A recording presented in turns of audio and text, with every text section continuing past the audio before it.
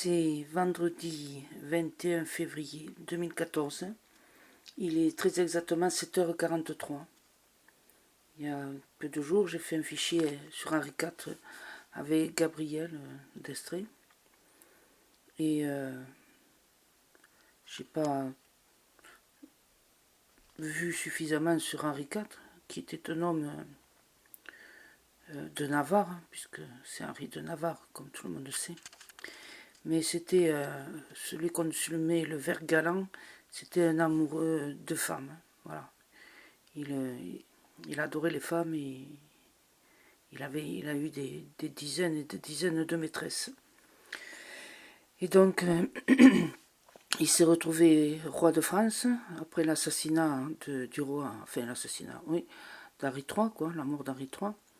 Et donc il avait des maîtresses, mais il avait épousé aussi une femme qui était folle de son corps également. Et c'était la reine Margot. Vous avez vu un très beau film avec Adjani sur la reine Margot. C'est une femme qui a vécu longtemps, très longtemps, qui était très belle, et puis alors qui est morte très moche.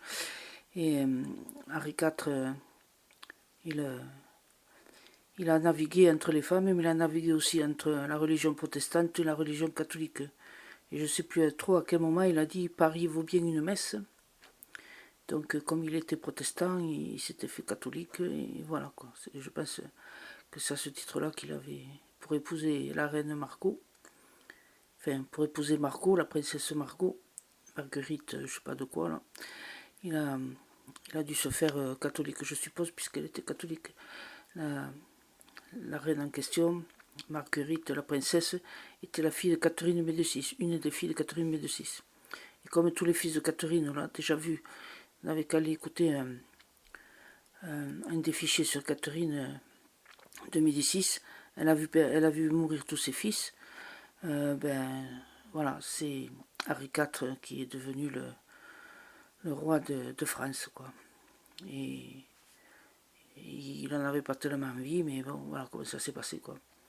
C'est un homme qui se sentait bien qu'à la campagne, il aimait la chasse, il aimait les femmes, il aimait la chasse, il aimait l'ail, il mangeait beaucoup d'ail. Et voilà, il était un peu rustre sur le bord, il était un peu... il a mis du temps à se polir un peu, à s'améliorer, à devenir un roi, il a mis du temps. Il a fini par tailler sa barbe en pointe, il a fini par s'habiller un peu mieux. Tout ça, c'était pour plaire à des femmes, mais surtout à une seule, quoi. Une femme qui était, contrairement à toutes les paysannes et les bergères qui sautaient, il avait une femme d'une très grande et vive intelligence.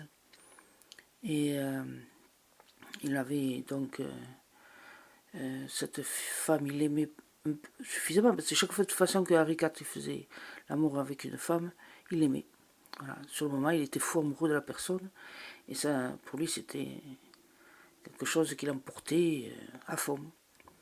À chaque histoire, chaque amour, c'était comme ça.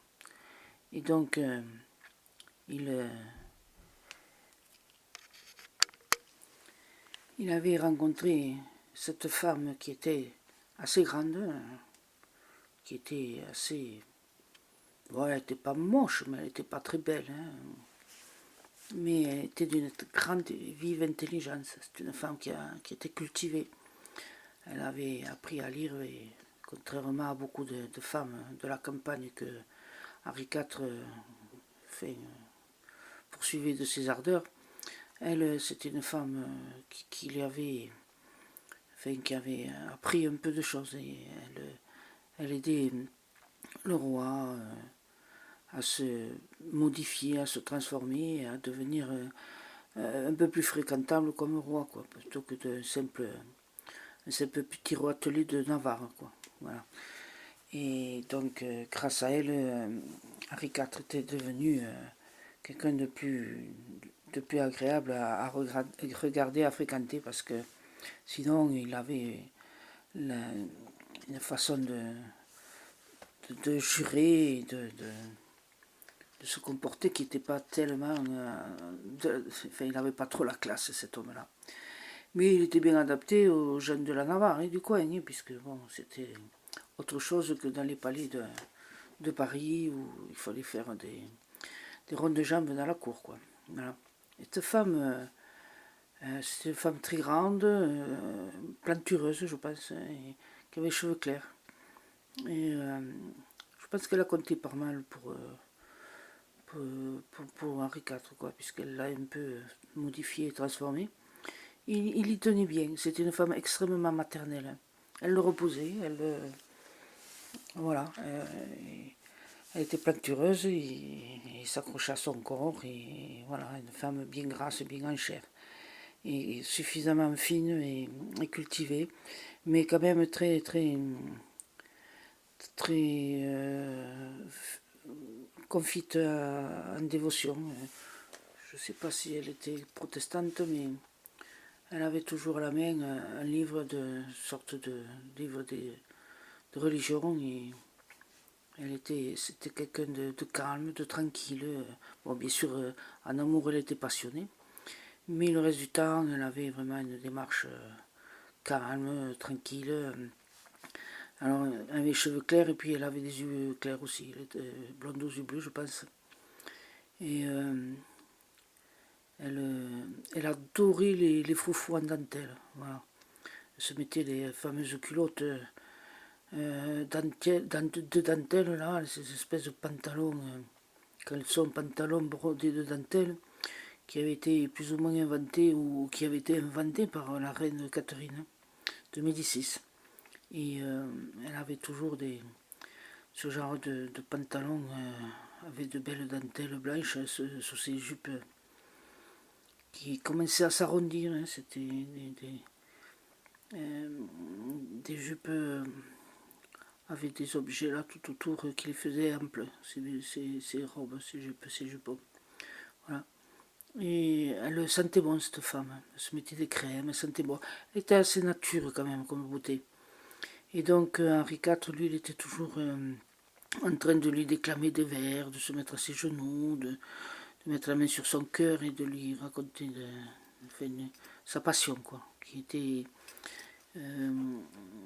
Il était quand même dévoré par cette passion, et il pouvait galoper à cheval avec un acolyte, là, je ne sais pas si c'était un homme de sa cour, hein, et il galopait à cheval, il venait très loin pour aller au château de cette femme. C'était une femme de la noblesse, quoi, quand même. Hein. Et il venait de très loin pour aller la voir, et dès qu'il rentrait dans la salle du château, c'était une salle immense, assez sombre,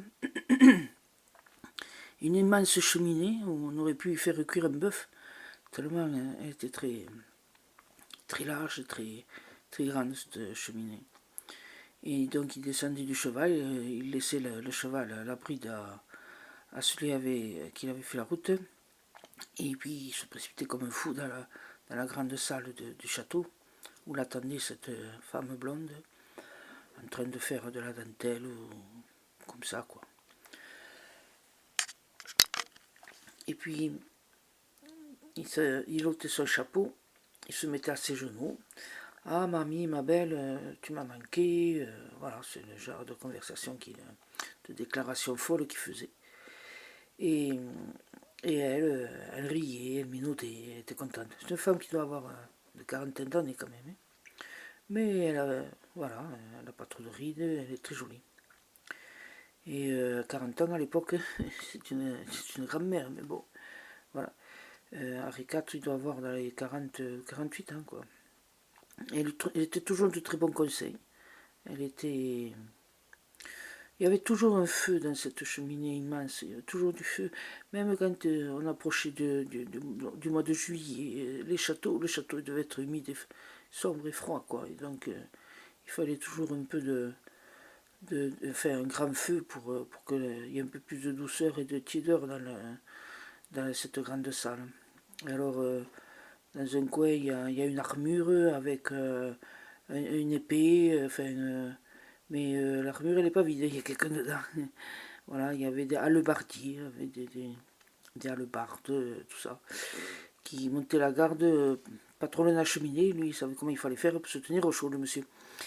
Et avec cette barbe taillée en pointe, là, ce sorte de bouc, et puis l'armure devait peser quand même. Hein. Et voilà, et donc dès que le roi arrivait, l'alebardier, il s'en allait, et puis quittait la salle pour laisser le roi montrer son ardeur à cette femme, une de ses multiples conquêtes, parce que Henri IV, ça a été vraiment une inimaginable. Il avait des femmes et il les aimait passionnément, il déclarait leur amour, mais souvent il en avait plusieurs en même temps. Alors c'était un peu difficile pour suivre.